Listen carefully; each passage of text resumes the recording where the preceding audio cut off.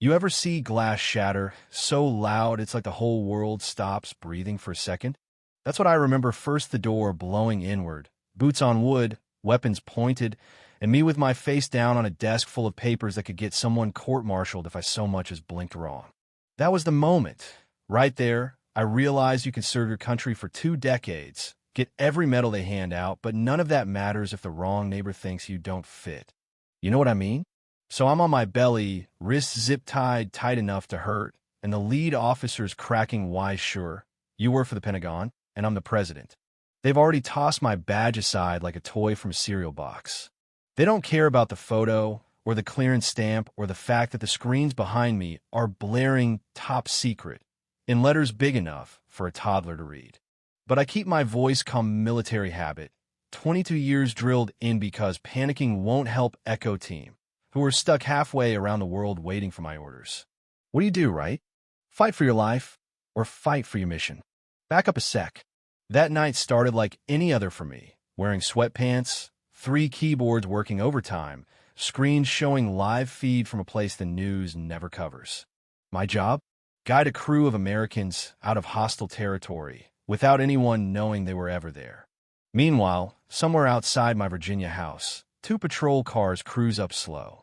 Officer Daniels, all confidence and suspicion, and Rivera, younger, maybe just hoping not to screw up. They're working off a call, suspicious activity, unknown black male entering residence. Never mind that my name's on the deed, and I've lived here 3 years. In some zip codes, being invisible is standard issue, even when you wave at folks mowing the lawn. They come to the door, bang like debt collectors, but I don't hear at first, too busy mapping a safe path for my team. But Daniels is already making up his mind. Doesn't match the neighborhood demographic, he says.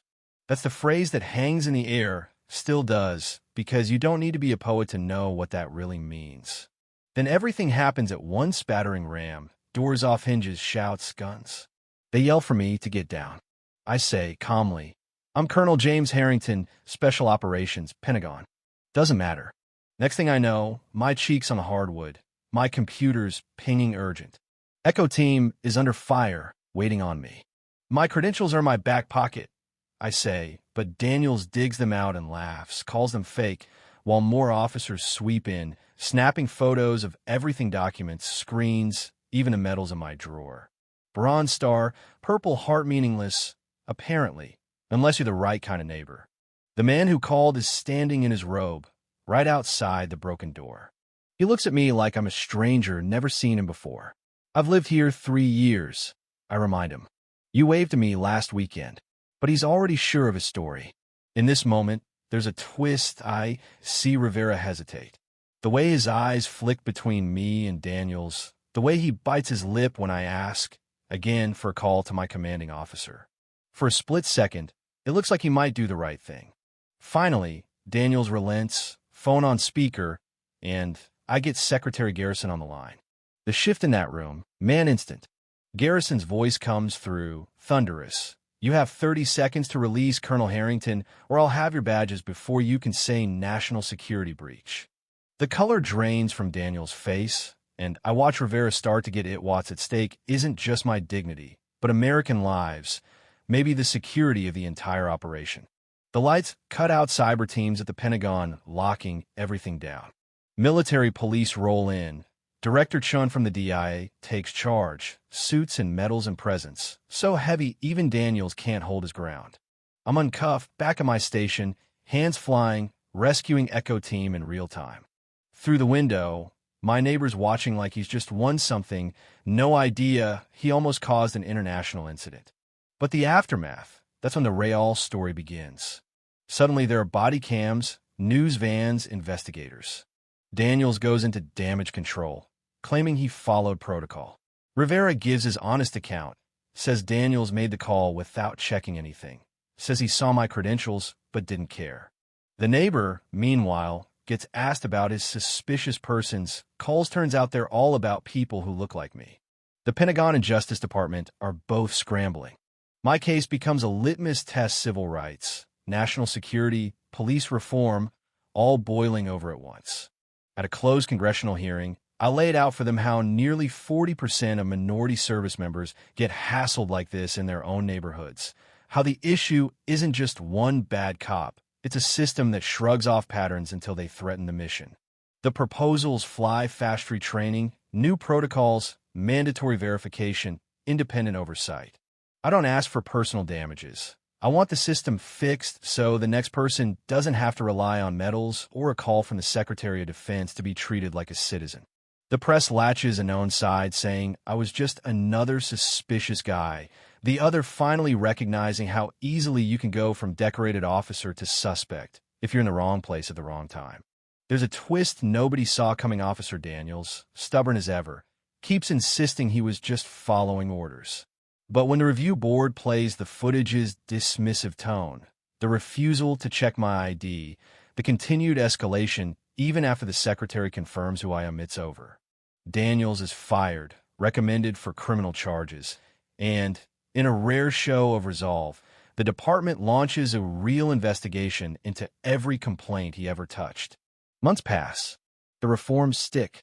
I help write the Harrington Protocol's real, measurable changes about warrant requirements, identification checks, and community reporting. I speak to officers, not as an enemy, but as someone who understands the cost of hesitation, of escalation, of not questioning bias when you see it. 1 year later, something wild happens. Daniels asks to meet. We sit across from each other, no uniforms, just a chessboard between us. He admits, finally, I saw what I wanted to see that night. Protocol gave me cover, but it was my assumptions that wrecked everything.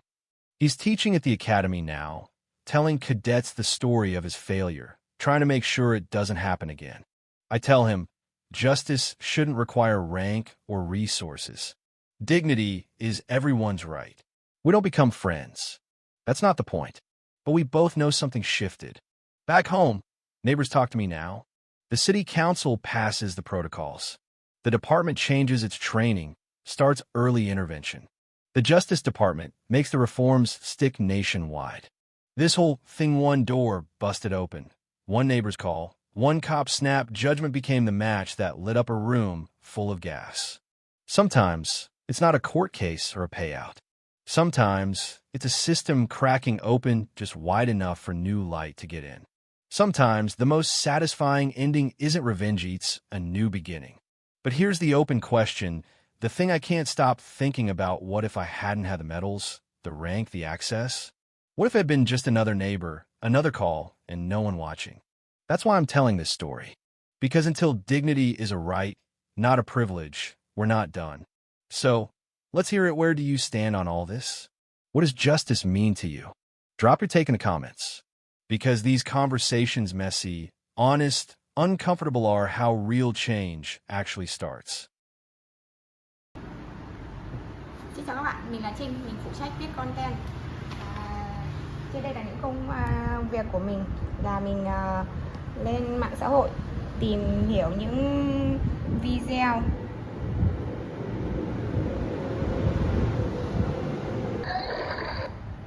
Next one? Alright. Thank you, man. Hey, if you guys have any trouble, let somebody know. Please. After the tree to hold on to. Yeah, they're